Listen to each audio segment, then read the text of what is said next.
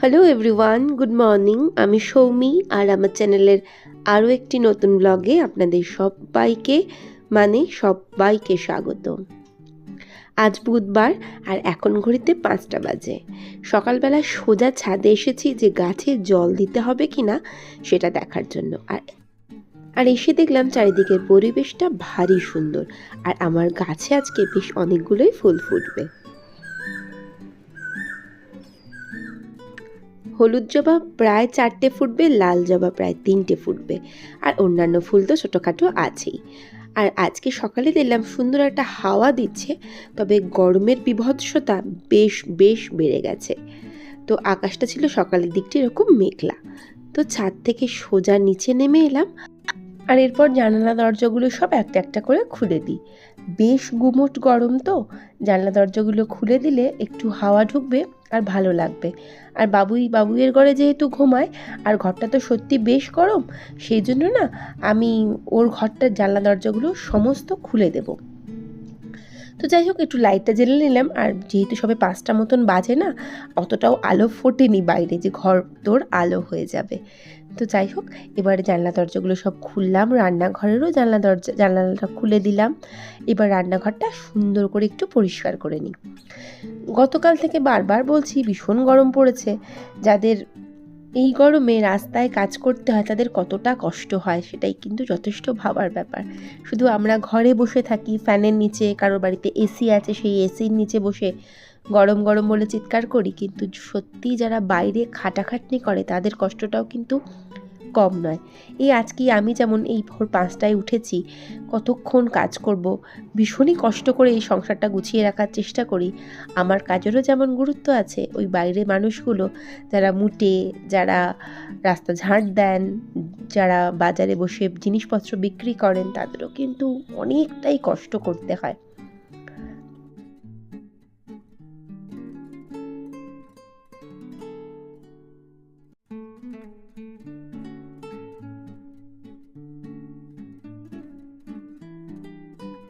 তো ডাইনিং টেবিলটা মুছতে মুছতে খেয়াল করলাম, ইমা, এই লাকি বাম্বু প্ল্যান্টটার তো জলটা শেষ হয়ে গেছে।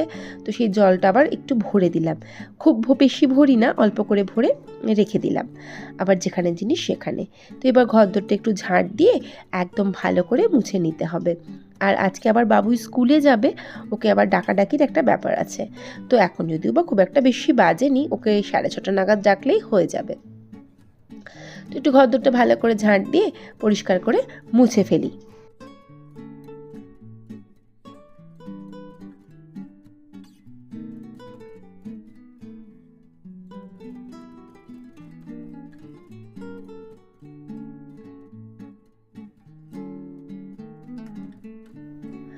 অনেকটা সকালে যেহেতু ঘুম থেকে উঠেছি, আজকের কাজটা না বেশ তাড়াতাড়ি মনে হয় আমার কমপ্লিট হয়ে যাবে, আর খুব বেশি বেলা হবে না। আর বাবুই যেহেতু স্কুলে যাবে, ওর সাথে বকবকানিটাও হবে অনেক কম, তাই কাজটাও হবে অনেক বেশি তাড়াতাড়ি। এই ব্যাপারে আমি একদম নিশ্চিত। তো রোজের মতন একটা আজকে কমেন্টের কথা পড়তে ইচ্ছা করলো। যেমন সুপ্রিয়াস ব্লগ আইডি থেকে দিদিভাই কমেন্ট করেছে, খুব ভালো লাগলো দিদিভাই ভিডিওটা। Thank you so much Supriya, পাশে থাকার জন্য। তো ঘরদোর পরিষ্কার হয়ে গিয়েছিলো, স্নান কমপ্লিট, পুজো কমপ্লিট, জামা কাপড় কেচে তো নিয়েছিলাম, তবে মেলিনি, একটু পরে মেলছি। তো ঘরদোরটা একটুখানি ঘরে গঙ্গা জল ছড়িয়ে দিলাম নিচে, আর একটু ধূপ দিয়ে নিচ্ছিলাম। বড্ড বেশি ব্যস্ত হয়ে পড়েছিলাম ঠিক এই মুহূর্তটাতে। এখন ঘড়িতে 6:30 মতন বাজে। বাবুইকে ডেকে দিলাম, আর কলে জল এসে গিয়েছিল বলে পাইপটা চেঞ্জ করতে গিয়েছিলাম। তো এবারে সোজা চলে এলাম রান্নাঘরের কাজ শুরু হয়ে গেল। আর ওই যে বললাম না, শুধু গৃহবধূ বলে ঘরে কি করি, এটা একটা বিরাট প্রশ্ন সবার মুখে, যে করোটা কি। অনেক কিছু কাজ করি কিন্তু আমরা, যেমন প্রথম কাজ রান্নাঘরটা সামলানো। এই যে সকালবেলায় ছেলেকে আজ টিফিন করে স্কুলে পাঠাতে হবে, সেজন্য চলে এলাম আমি রান্নাঘরে। প্রথমে ভেবেছিলাম লুচি করে দেব, কিন্তু গরম পড়েছিল বলে ইচ্ছা ছিল না, তবুও জোর করে বললো লুচি করে দিতে। তবে ময়দাটা না বেলতে গিয়ে দেখছি আমি কিছুতেই বেলতে পারছি না, কারণ গতকালকের মাখা রাতের বেলা, আর ফ্রিজের ময়দা না আমি ভীষণ সমস্যা হয় আমার বেলতে। তো আমি চেষ্টা করি সকালবেলা ময়দাটা মাখার। আজকে যেহেতু মাখাটা ছিল, তো হচ্ছিল না বলে আমি পরোটা করবো বলে ভাবলাম। তো সেজন্য মানে লুচির বদলে ওকে পরোটাটাই করে দিচ্ছিলাম। তো পরোটাটা একটু ভালো করে লাল লাল করে ভেজে নিই। আমারও হেভি খাওয়ার ইচ্ছা ছিল, তবে আমি না আর খেলাম না। 3টে পরোটা হয়েছে, ওকেই তাই দিয়ে দিলাম।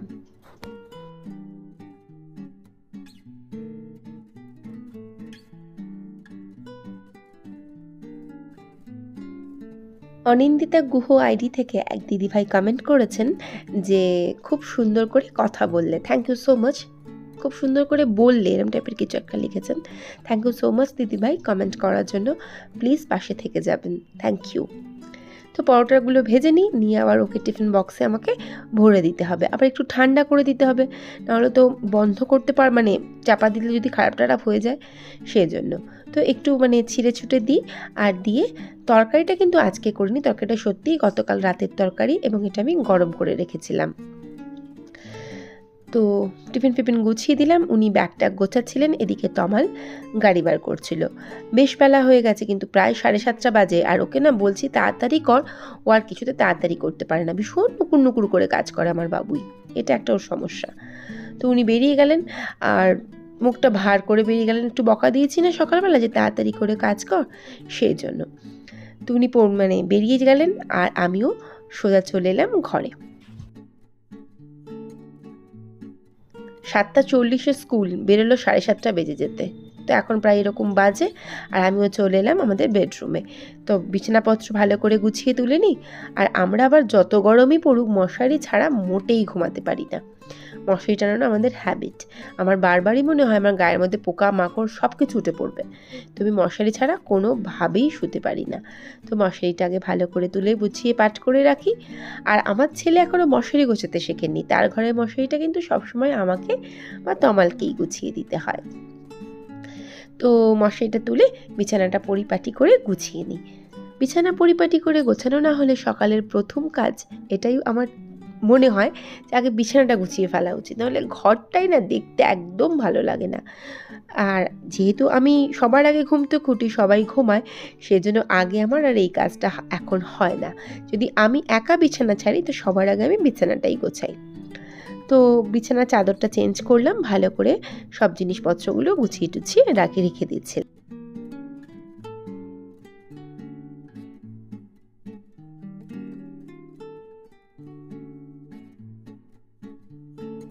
তো আমাদের বড় ঘরের বিছানাটা গুছিয়ে দেওয়ার পর চলে এলাম বাবুইয়ের ঘরে, আর ওর বিছানাটাও তো গুছিয়ে আমাকেই দিতে হবে।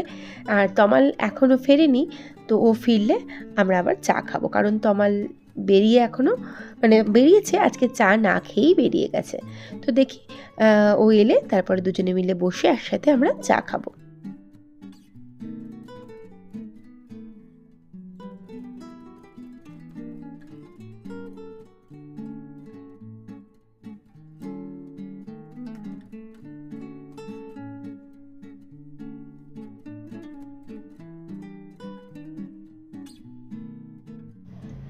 তো বিছানাটা গুছিয়ে নিয়েছিলাম, আর কুশনগুলো সুন্দর করে পরিপাটি করে রেখে দিচ্ছিলাম। এই ঘরের কুশনগুলো না আমার খুব পছন্দ হয়েছে, তবে ওই ঘরের বিছানার সেটটা, চাদর বলুন আর যেটাই, আমার খুব একটা এবারে পছন্দ হয়নি। এটা যেন বেশি সুন্দর, তবে এটা আমি নিজে কিনিনি চাদরটা, এটা আমার গিফট পাওয়া। আগের দিনও বলেছিলাম কথাটা আমি। অস্বাভাবিক গরম লাগছে, তাই 2 মিনিটের জন্য সত্যিই বসে পড়েছি। আর এরপর একটুখানি চা করবো। তো আমার এসে গিয়েছিল, ও বারবার বলছিল পিঙ্কি একটু চা বসাও। মনে মনে ভাবলাম তুমিও তো বসাতে পারো বাপু। তো উনি তো বসালেন না, আর আমাকেই বললেন চাটা বসাও। আর চুলটা ভিজেছিল বলে একটুখানি মুছে টুছে নিয়ে চাটা বসাতে যাব, তবে তার আগে না একটু মুখটা ধুয়ে নিলাম, এত গরম লাগছে, মুখটা না জ্বালা করছে। সবেই 8টা মতন, সবে ঘড়িতে বাজে। তো একটুখানি আয়নার সামনে দাঁড়ালাম, আর সকালবেলার ব্যস্ততায় না কিছুই মুখে লাগানো হয়নি, জাস্ট একটু সানস্ক্রিন ইউজ করব আর কিচ্ছু না। তবে একটু টোনার ইউজ করলে বেটার হতো, তবে না, শুধু একটু সানস্ক্রিনটাই ইউজ করে নিচ্ছিলাম।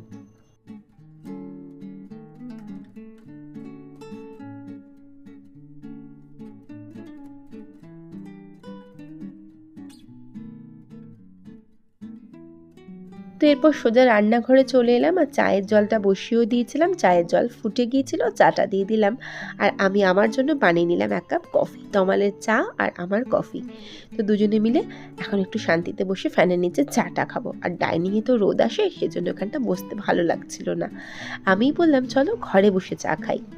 তো চলে এলাম, চা খাওয়া কমপ্লিট হয়ে গেল। তমালকে জিজ্ঞাসা করলাম তুমি কিছু খাবে? বললো একটু পরে খাচ্ছি, আগে একটু স্নানটা সেরে নিও। একটু স্নানে যাবে বললো, যা গরম পড়েছে স্নানটা না করে বাইরে বেরোনোই যাচ্ছে না। আর আজকে আবারও আমার কপালে বাসি রুটি আর তরকারি। তমাল যদি বা দুধ রুটি খাবে, আমি আমার জন্য তরকারিটা একটু গরম বসালাম। আর সত্যি জোর খিদে পেয়েছিল, আমি খেতে বসে গিয়েছিলাম।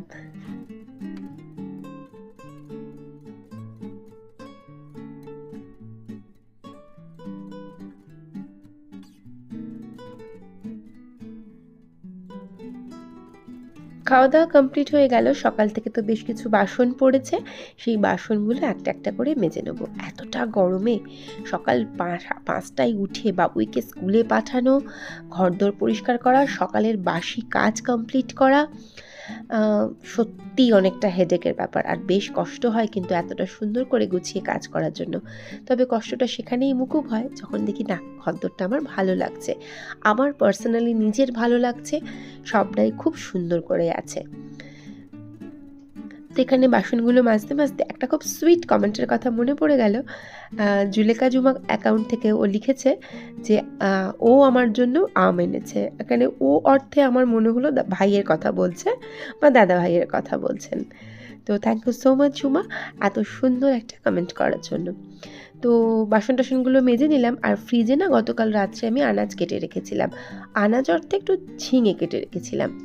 আর প্রথমে ডালটা বসালাম আর একদিকে না আলু সরি ঢ্যাঁড়স ভাজা বসিয়েছিলাম। ঢ্যাঁড়স আর আলু আর পেঁয়াজ রাতের বেলা রুটি দিয়ে খাওয়া হবে বলে এবেলায় ভেজে নিচ্ছিলাম। আর একদিকে বসিয়ে দিলাম আমি তরকারি বলতে ঝিঙে আলু পোস্ত করব আজকে।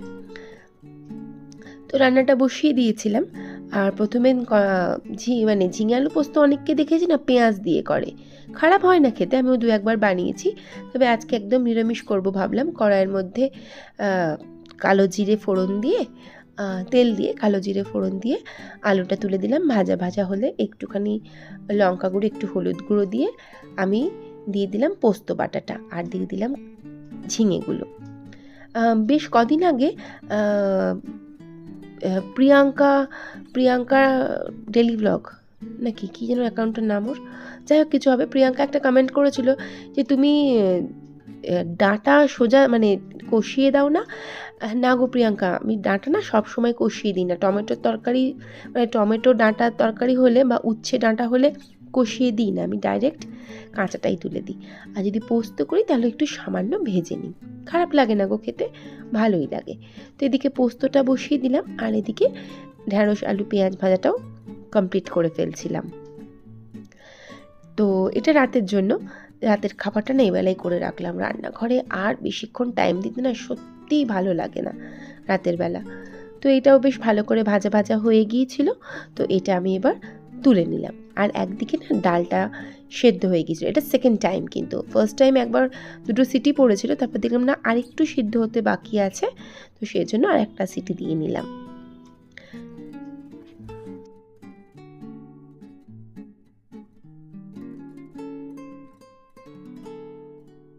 তো রান্না করার ফাঁকে আমার একটা ফোন এসেছিলো, একটা না আমার পার্সেল এসছে, তো ডেফিনেটলি আমি আপনাদের সাথে শেয়ার করব। রান্নাটা কিন্তু ওদিকে প্রায় সবটাই হয়ে গেছে, একটু ভাতটা বাকি আছে। তো আমি যেটা শেয়ার করছি সেটা হচ্ছে আমি 2টো নাইটি নিয়েছি অনলাইন। তো অসাধারণ হয়েছে নাইটি দুটো। আমার না ডাউট ছিল যে লাল নাইটিটা কেমন হবে, সাদাটা আমি জানতাম ভালো হবে। এটা অনলাইনে আমি নিয়েছি। আমি যার থেকে নিয়েছি তাকে আমি একবার জিজ্ঞাসা করেছিলাম, তো সে আমাকে এখনও আনসার করতে পারেনি যে তার নাম আমি আমার অ্যাকাউন্টে নিতে পারি কি না। তো ভীষণ ভীষণ ভীষণ সুন্দর হয়েছে নাইটি দুটো। সে যদি আমাকে পারমিশন দেয় যে এই নাইটিটা আমি তার থেকে নিয়েছি বলার জন্য, আইডিটা বলার জন্য, তো আমি ডেফিনেটলি আপনাদের সাথে শেয়ার করব। এই নাইটিটা একটু দামি ছিল, এটা মনে হয় 410 টাকা নিয়েছে। অসাধারণ কোয়ালিটিটা। আর এটা আমি ভুলে গেছি, একদম মনে নেই দামটা, আমি নেক্সট দিনকে দেখে বলে দেবো। খুব খুব খুব সুন্দর হয়েছে নাইটি দুটো। আমি নাইটি একটু কম পরি, আমার ভালো লাগে না পরতে নাইটি খুব একটা। আর অ্যাকচুয়ালি বাজারে যে গতানুগতিক নাইটিগুলো পাওয়া যায় ওগুলো একদমই আমার ভালো লাগে না, তো এগুলো দেখলাম বেশ ইউনিক, সেজন্য আমি নিয়েছিলাম। তো ভাতটাও হয়ে গেল, রান্নাবান্না টোটাল কমপ্লিট, সমস্ত কাজ সকাল থেকে পরিপাটি করে গুছিয়ে আমি কমপ্লিট করেছি। তো ব্লগটা আমি আজকে এখানেই শেষ করি। ভালো লাগলে প্লিজ পাশে থেকে যাবেন। দেখা হচ্ছে নেক্সট ব্লগে। Till then tata.